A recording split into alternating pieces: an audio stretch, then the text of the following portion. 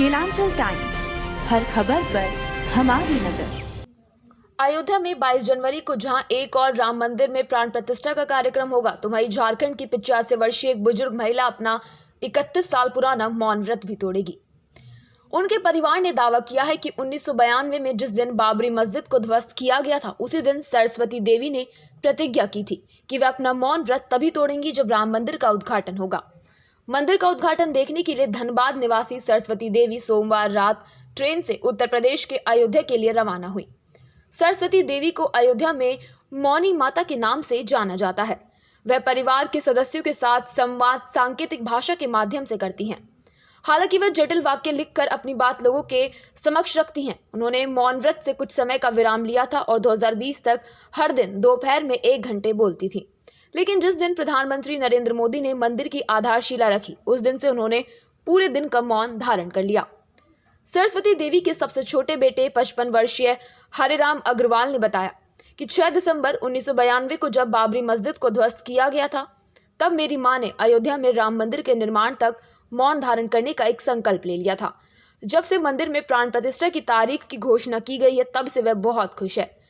बाघमारा खंड के भौरा निवासी हरिराम ने कहा, मेरी मां सोमवार रात धनबाद रेलवे स्टेशन से गंगा सतलुज एक्सप्रेस से अयोध्या के लिए रवाना हुई। वह 22 जनवरी को अपना मौन व्रत तोड़ेगी। उन्होंने बताया कि सरस्वती देवी को महंत नृत्य गोपाल दास के शिष्यों ने राम मंदिर उद्घाटन कार्यक्रम में भाग लेने के लिए आमंत्रित किया है।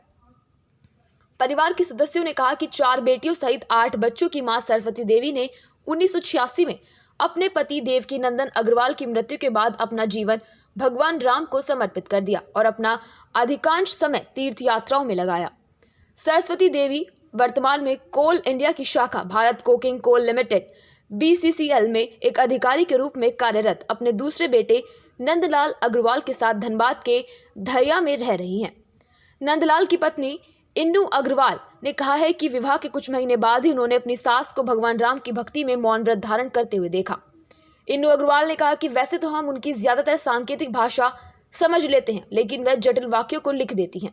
उन्होंने कहा कि बाबरी मस्जिद के विध्वंस के बाद मेरी सास ने अयोध्या का दौरा किया और राम मंदिर के निर्माण तक मौन व्रत रखने का संकल्प लिया। वह दिन में 23 घंटे मौन रहती थी, दोपहर में केवल 1 घंटे का विराम लेती थी। बाकी समय वह कलम और कागज के माध्यम से हमसे संवाद करती थी।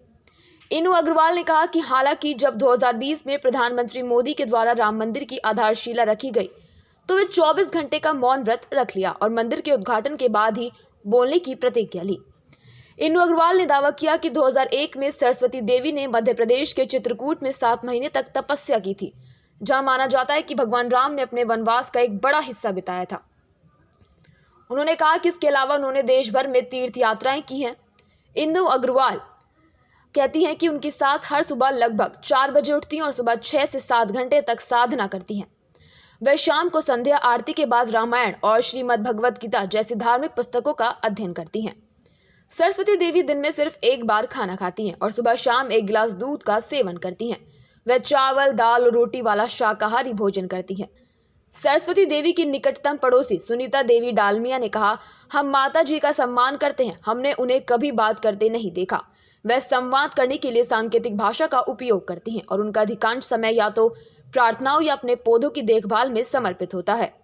उनके अपार्टमेंट में रहने वाले एक अन्य पड़ोसी BCCL कर्मचारी मणिकांत पांडे ने कहा कि उन्होंने सरस्वती देवी को कभी बात करते हुए नहीं देखा है।